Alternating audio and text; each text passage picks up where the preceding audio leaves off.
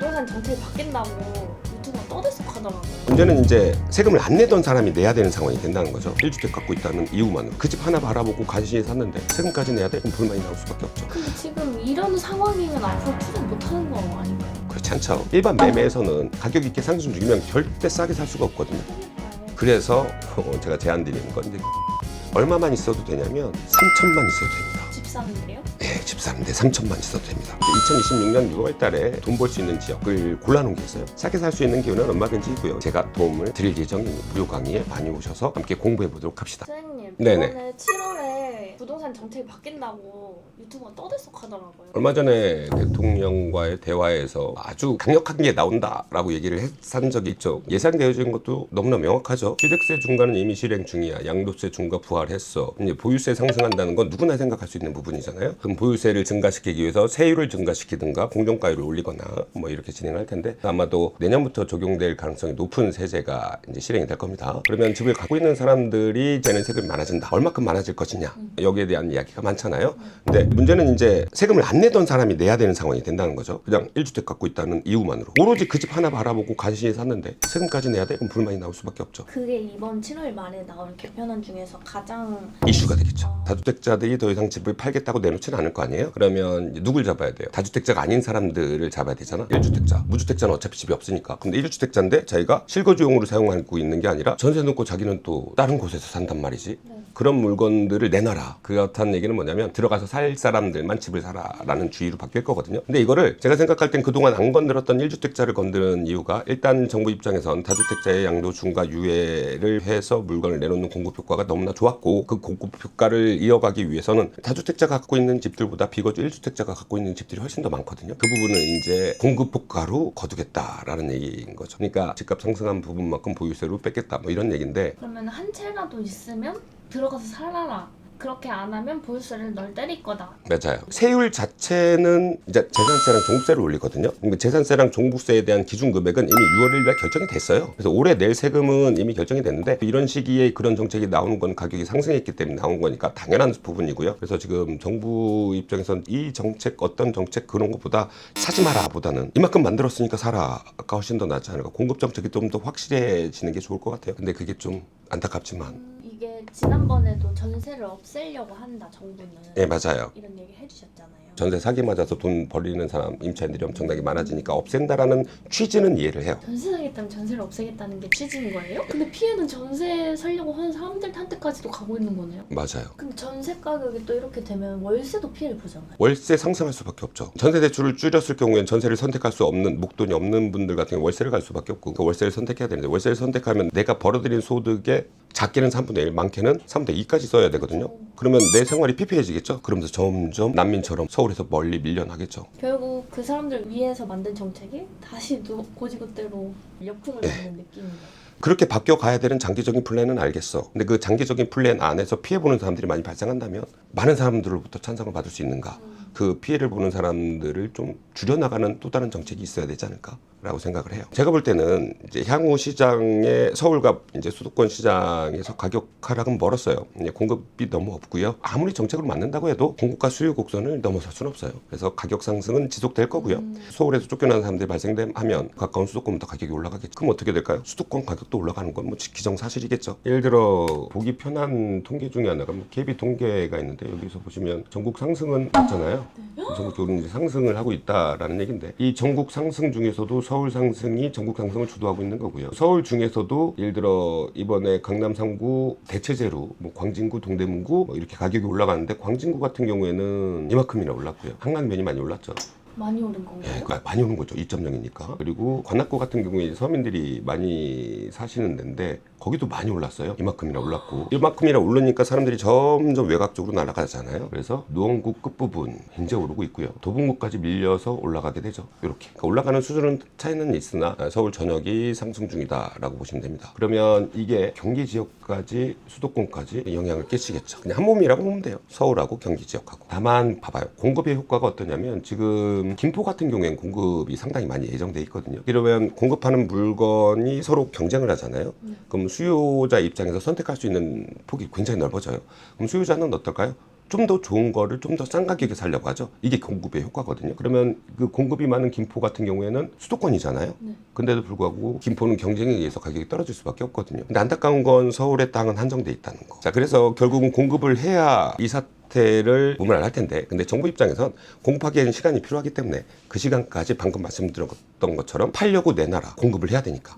그러니까 새로운 물건의 공급이 아니라 기존 주택의 공급을 하기 위해서 다주택자 써먹었지, 이제 남은 게 비거주 1주택자 써먹는 거죠. 그래서 그 효과로 공급할 때까지 시간 벌기 용이겠지만 그럼에도 불구하고 그렇게밖에 할 수 없었던 상황이 좀 안타깝긴 하네요. 근데 지금 이런 상황이면 앞으로 투자 못하는 거 아닌가요? 아유, 그렇지 않죠.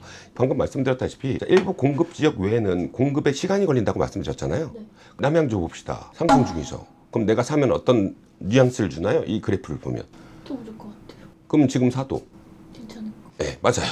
근데 1주택자도 이렇게 쪼이고 있고 대출이나 이런 것도 규제를 한다고 하는데 제가 그걸 어떻게 쏙 피해 다닐 수 있는 방법이 없어요. 피해 다니는 게 아니에요. 그냥 맞닥뜨려야죠. 피한다기보다는 그냥 정부 정책 실책에 맞춰서 투자를 진행하시면 돼요. 예를 들어서 제가 지금 남양주에 있는 KB 매매 가격 지수를 보여드리고 있는데 이 지수를 보면 남양주 거 사면 최소한 손해는 보지 않겠다. 수익 볼 가능성이 높겠다. 이렇게 판단이 들으시죠? 근데 이 물건을 사야 돼. 그럼 남양주 가서 물건을 봐. 그 다음에 맞는 가격인지를 확인해. 그 다음에 사면 되겠죠. 그럼 향후 상승한 부분은 내 수요가 되잖아. 근데 이제 안타까운 건 뭐냐면 일반 매매에서는 가격이 이렇게 상승 중이면 절대 싸게 살 수가 없거든요. 그러니까요. 그래서 제가 제안 드리는 건 이제 경매로 싸게 사자라는 거죠. 부천에 낙찰받은 친구가 있거든요. 그 친구도 지금 현재 나온 시세 가격이 3억 6천에서 한 4억 정도 되나 봐요. 3억 9천까지. 근데 그거를 2억 9천 5백에 낙찰받았거든요. 그러니까 그런 기회를 제공하는 게 경매라는 툴이고, 경매라는 툴을 사용하는 데 있어서 그렇게 크게 많은 지식이 요구되는 건 아니거든요. 근데 경매로 사면 리스크가 있어. 집을 못 보고 사고 명도도 해야 되고, 이거 난 모르겠어, 몰라서 못하겠어, 이런 리스크만큼 가격을 싸게 사거든요. 근데 이것들을 다 할 수 있는 상황이 되면 어떨까요? 작게는 3천, 많게는 5천까지 수익을 보는 거죠. 이 금액이 결코 작지 않잖아요. 네.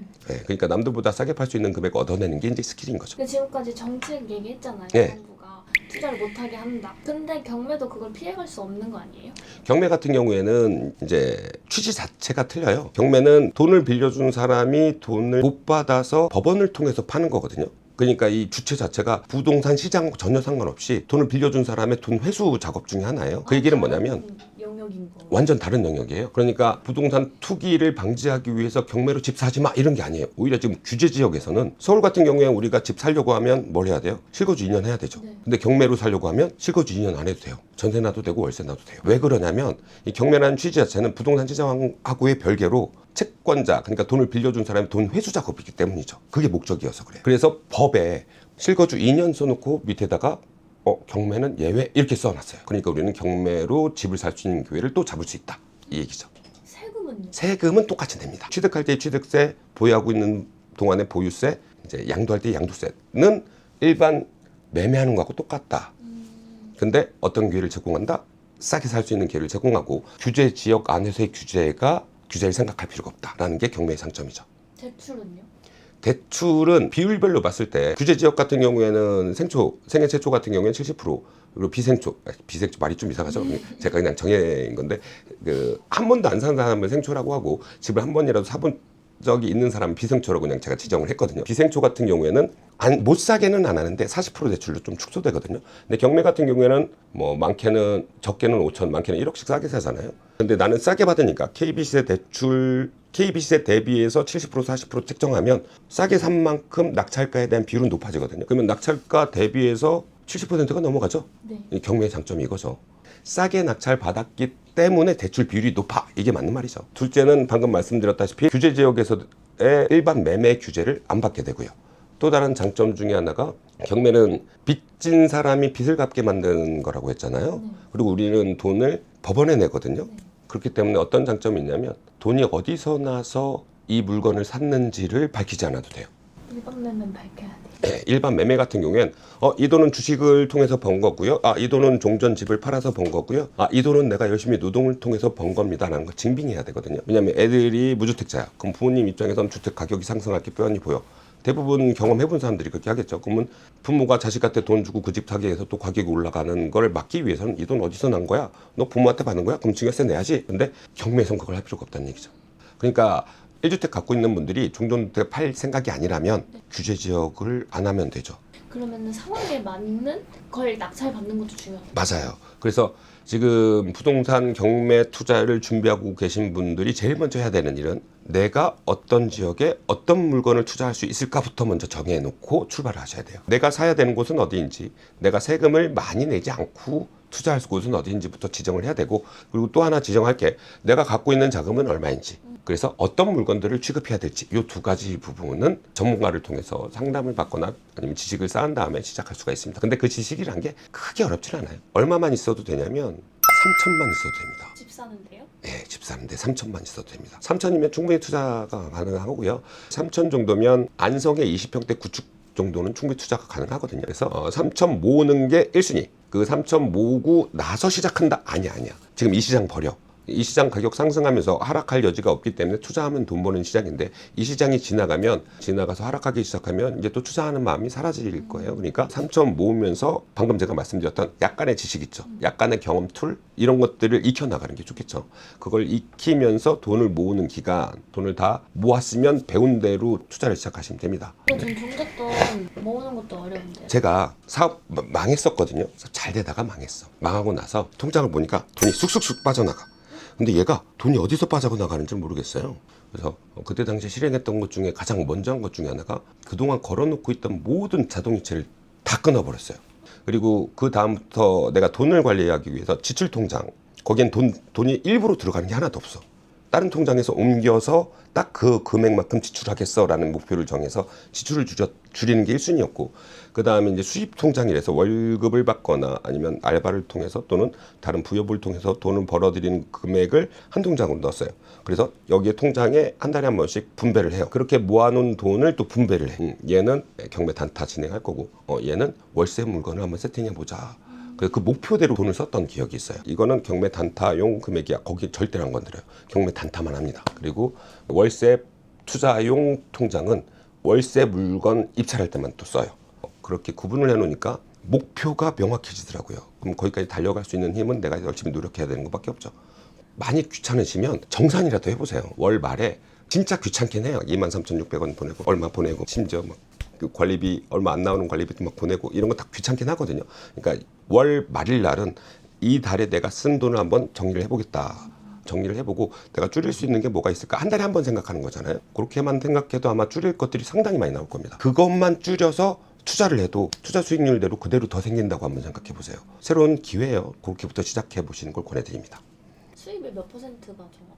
수입 저 같은 경우에는 너무나 절실했기 때문에 수입 나오는 거에 거의 70% 정도는 투자 통장으로 옮겼던 것 같아요. 이 통장은 내가 그 어떠한 일이 있어도 안 꺼낼 거야라는 완곡한 결심이 있어야 되고요. 거기에 모인 돈이 일정 금액 이상 되면 보일 수 있는 물건들이 보이거든요. 거기서 좀 더 모이잖아요. 물건이 더 보여요. 그런 기회를 얻을 수 있다는 게 얼마나 큰 위안을 주는지 한번 느껴보셔야 됩니다. 그러면은 아무데나 가서 3천 대. 아니죠. 그러니까 내가 취득세를 적게 낼 수 있는 지역을 선정하고 그 3천으로 투자할 수 있는 물건을 찾아야 되거든요. 제가 따로 지정을 해놓은 게 있어요. 여러분들 참고하시라고. 무주택자들은 이런 물건, 갖고 있는 자금이 이 정도라면 이런 물건 이렇게 딱 지정해놓은 게 있는데, 그래서 제가 이제 2026년 6월 달에 지금 돈 벌 수 있는 지역을 골라놓은 게 있어요. 예를 들어서 지금 이미 많이 오른 곳 같은 경우 오를 부분에 대한 상승 여지가 좀 없기 때문에 그런 데 다 빼고 좀 덜 오른 데 중에서도 공급이 부족해서 오를 만한 곳을 어디를 먼저 봐라라고 먼저 정해놓은 게 있거든요. 그것까지도 물건을 아예 뽑아놨어요. 남들은 이 출발을 못해서 시작을 못하거든요. 근데 그 출발선상은 내가 아예 지정을 해줄 테니까 이제 좀 시작하시는 게 어떤가 싶습니다. 물건을 뽑아놓다는 게 아파트 단지를 뽑아주신 거예요? 예, 그 중에서 내가 만약에 3천만 원 있어. 그러면 여기부터 봐. 내가 만약에 1억이 있어. 그럼 이 물건 중에서 뽑아서 먼저 시작해봐. 라는 물건을 아예 뽑아놨습니다. 여러분들이 이제 경매 시작하시면서 권리 분석이라는 걸 해야 된다던데 그거까지 다 해놓은 겁니다. 그리고 향후 상승 가능성이 있어서 이 물건 제대로만 투자를 하면 수익을 본다라고 하는 물건들을 이미 뽑아놨어요. 그렇게 되면은 한 몇 개월 안에 낙찰 받는 거예요? 오늘 낙찰 받으신 분이 있거든요. 2개월 공부하시고 지금 한 3주 정도 지났나? 오늘 낙찰 받으셨어요. 진짜 3개월 안에 낙찰 받은 거예요? 2억 9,500에 낙찰받았는데 요거 3억 6천이면 팔 수 있습니다. 그러면 만약에 판다 그러면 한 4, 5천만 원은 남으시겠죠? 예, 세전 수익은 그 정도 남는데 우리 취득세도 내야 되고 이자도 내야 되고 그리고 명도비도 줘야 되고 우리 중개비도 줘야 되고 이런 거 제거하면 한 3천에서 4천 사이로 남게 될 것 같습니다. 그러면 한 사이클이 완성되고 수익이 내 주머니에 딱 남게 돼요. 그럼 그 수익이 3천만 원 갖다 시작했는데 실제로 나한테 1,500에서 2천 정도가 떨어지거든요. 그러면 또 그 1,500만 원 벌었다고 차 바꾸고 막 그러지 마시고 그거를 고스란히 또 투자금으로 얹으면 4,500에서 5천이 되잖아요. 그럼 내 볼 수 있는 물건이 점점 서울하고 가까워져요. 제가 아시는 우리 수강생분 중에 한 분이 통영에서 시작했어요. 통영권 낙찰 받아서 팔고 3천 벌고 그걸로 조금씩 올라와서 지금은 경기권, 서울권 투자를 하고 있습니다. 그렇게 하는데 1년 반 정도밖에 안 걸렸어요. 그럼 정부가 아까 제가 말씀드렸다시피 세금 총 3가지 정도가 있는데 살 때 세금 내고 가지고 있을 때 세금 내고 팔 때 세금 내거든요.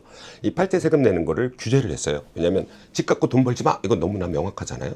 1년 이내에 집 파는 사람들은 니네는 투기꾼이야. 그러니까 70% 내라고 정해져 있거든요. 그럼 70%를 나 3천만 원 벌었는데 70% 되면 2,100만 원 내잖아요. 거봐 900만 원밖에 안 남지. 그러니까 이거 투자하지 마. 투기하지 마 라고 법을 정해놨는데 매매사업자는 적용이 안 되거든요. 매매사업자 같은 경우에는 70%를 안 내거든요. 사고 파는 게 업인 사람들이 그렇게 많이 내면 안 돼. 조금 사업자를 영위할 이유가 없으니까. 그래서 만약에 내가 3천만 원을 벌었어. 그럼 70%가 아니라 15%를 내게 되죠. 굉장히 많이 줄어들죠. 70%에서 15%로. 예. 그래서 요즘에 경매 투자하시는 분들 같은 경우에 매매사업자는 필수가 되어가고 있습니다. 매매사업자 내는 거 사업자 그냥 내는 거거든요. 많이 어려워하실 필요 없고요. 홈택스 들어가서 매매사업자 신청만 해도 바로 나와요. 많은 분들 저희 수강생분들도 묻는 게 되게 많은데 매매사업자는 건 내가 일을 하고 있으면서 또 다른 데 사업을 한다는 거잖아요. 돈을 벌기 위해서. 근데 그거를 금지시키는 회사들이 있어요. 예를 들어 공무원분들 같은 경우 뭘 해도 안 되잖아요. 공무원만 해야지. 공사 직원이나 아니면 회사 다니는 데에서 다른 거 못하게 만들어 놓은 회사 같은 경우에는 이걸 하는데 좀 주의가 필요하죠. 저희 수강생분 중에 저한테 오셔서 상담받고 진행하신 분이 있는데 이분 상담받을 때 정년퇴임을 앞두고 있고 향후 뭘 해야 될지를 생각하다가 막막한데 경매가 눈에 띄어서 오신 분이 계시거든요. 그래서 2개월 수업 받으시고 열심히 노력하셔서 전라도 광주에 낙찰을 받으셨어요. 4억에 낙찰이 됐고요. 요거 3개월 만에 4억 4,500에 팔았습니다. 그래서 요거 세전 수익이 한 4,500 정도 남는 거고 세후 한 3천 정도의 수익은 나올 겁니다.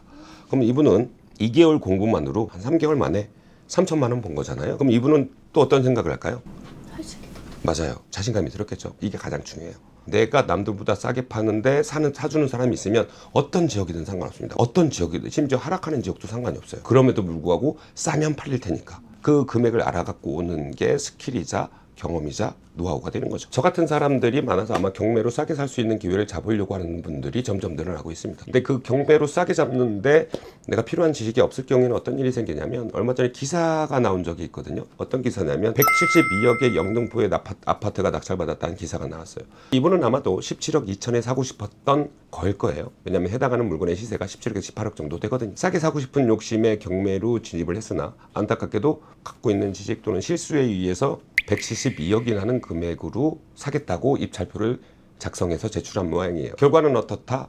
이분은 그 물건을 낙찰받은 사람이 되고요. 향후에 172억을 납부해야 되는 의무가 있습니다. 그럼 그 의무를 이행하지 않으려면 보증금인 1억이 넘는 금액을 버리시게 되는 결과가 도출되게 되죠. 이런 실수들이 발생되지 않기 위해서 제가 도움을 드릴 예정이니 무료 강의에 많이 오셔서 함께 경매가 뭔지 어떤 실수들을 하지 말아야 되는지 함께 공부해 보도록 합시다. 지금 정부 정책에 따라서 난 어떻게 해야 되지라고 갈팡질팡하거나 아니면 세금이 많아진다, 집값이 올라간다 슬퍼하실 필요는 없으시고요. 싸게 살 수 있는 기회는 얼마든지 있고요. 지금이라도 더 늦기 전에 시작하셔서 여러분들만의 꿈을 이어나가시길 바랍니다. 네, 저는 수액쌤이었고요. 다음 영상에도 좀 더 풍성한 그리고 좀 더 깊은 자료와 데이터로 여러분들을 또 만나 뵙게 바라겠습니다. 고생했습니다. 수고하셨습니다.